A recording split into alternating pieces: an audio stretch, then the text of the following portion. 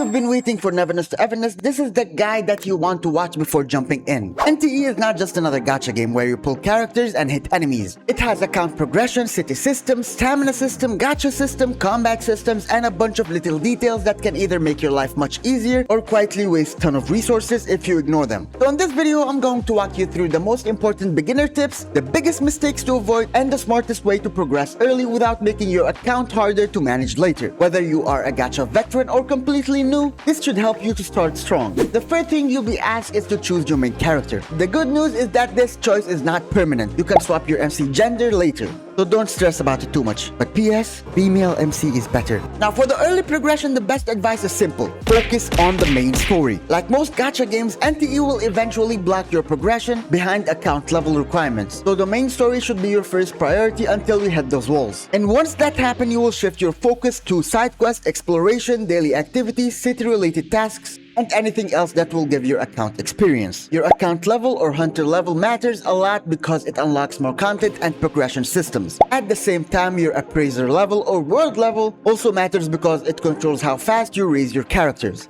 So early on, the goal is not just to play the story, the goal is to unlock the game systems as quickly and efficiently as possible. One of the most important things to understand in NTE is that it has two stamina systems. The first one is the traditional, which is used for farming combat materials and progression resources. This is the stamina you spend in domains and repeatable content to power up your characters. It refreshes over time, so the best habit is to avoid overcapping it. Now the second stamina system is the city-related one. This one is used for activities like deliveries, races, taxi work, and other city tasks. These will give you funds which are extremely important for city progression and Tycoon level upgrades. Basically your non-character related currency. And it is also one of the biggest beginner traps in the game. People ignore the city stamina because they think it's side content, but it actually feeds into some very important account rewards. And then let's go to the Tycoon level.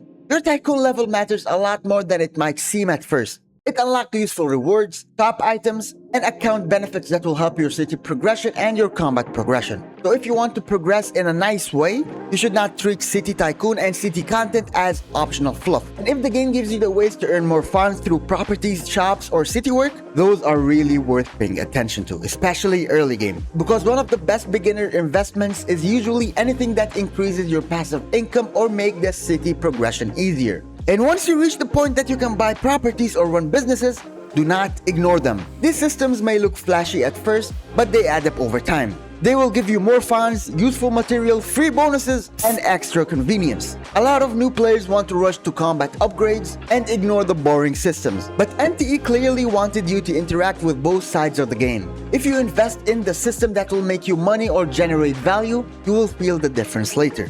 Now, exploration also matters more than people think. There are hidden rewards, map collectibles, and location-based systems that are easy to miss if you are only following the main path. So as you explore, make a habit of marking important locations, saving useful spots, and checking the map for things you might want to return to later. Also, you can use a very important tool as an interactive map.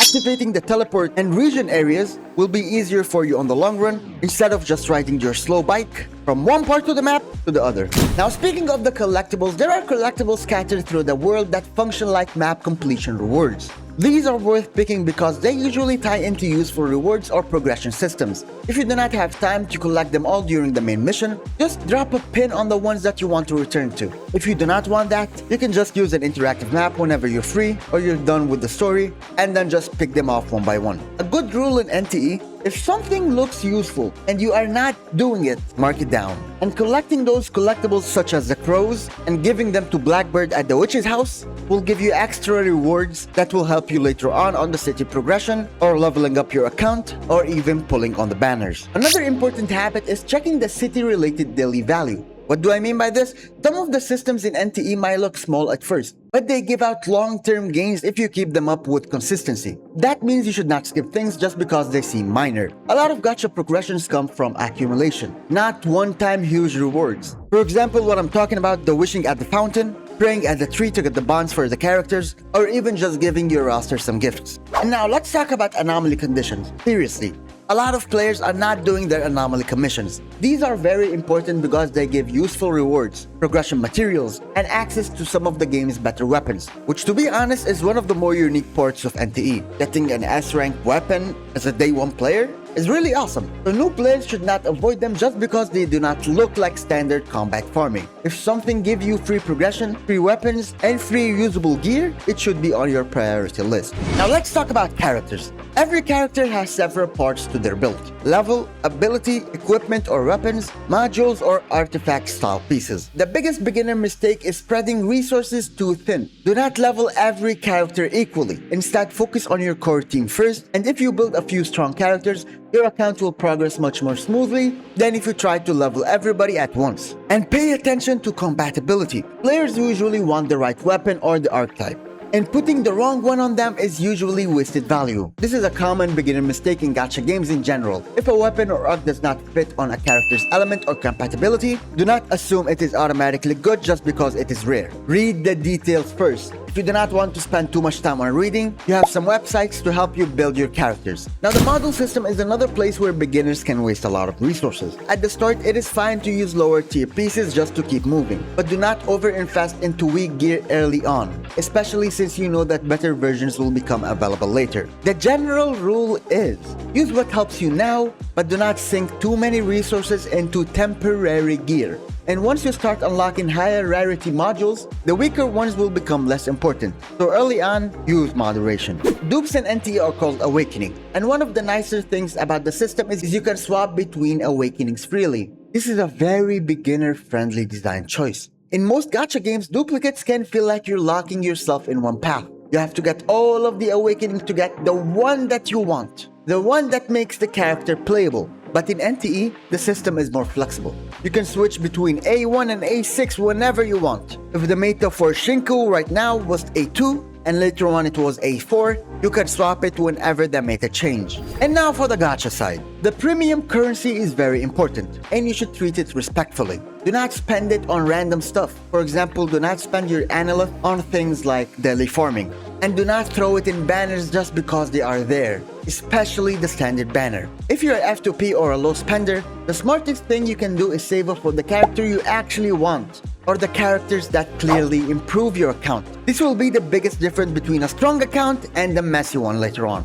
Speaking of the gacha system, you have to learn the banner types early. At this point, there are 3 main banners in NTE. The limited banner, which uses the red dice, the standard banner, which uses the blue dice, and the weapon banner, which uses the tri-keys. My tip would not to use the currency on the standard banner. And the tri-keys, you'll be getting a lot of tri-keys from the shop using funds. But also do not waste your currency on the tri-keys. Try saving them for the character that you really want to make them more powerful. Now, when you start the game, you will get 2 banner selectors. One was a version update, and the other one you will be getting to choose a character from the standard banner whenever you hit max pity. Do not use them. Why do I say this? Because you do not want repeated characters. You want to unlock all the characters, even the standard ones. So keep on pulling until you get 1 or 2 of the standard characters, and then use the selectors to pick from the other 3. And here is also the simplest resource rule for every beginner in NTE. Spend limited resources on long-term value. That means focus on your main team first. Do not overbuild random units. Do not overcommit to temporary gear, and do not spend currency just because it feels available. A lot of gacha mistakes come from impatience. You do not need to have everything immediately. At some point, you'll have all of your characters at max level, and you'll have enough resources to farm them gear more efficiently. So you just need to avoid making expensive mistakes, especially when you are just new to the game. And here is the most important tip I can tell you.